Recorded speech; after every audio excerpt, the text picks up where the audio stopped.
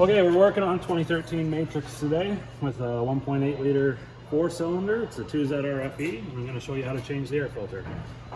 First off, I'm just going to lift this harness out of here. That's going to give us some room. There's two push tabs that just pop off, one there, and there's also one down in here. What you're going to do is lift up on this end and slide it out. You can just hold the top of the air filter box up and get your air filter out. Take a look. This one's not too bad. I would run it for longer. Does not look dirty enough. There is an orientation that this filter needs to sit in. You can see one corner is not round compared to the other three.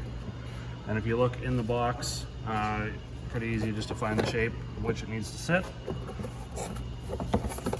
Then slide the top of the box back into the lower portion. Do up the clips and put your harness back in place.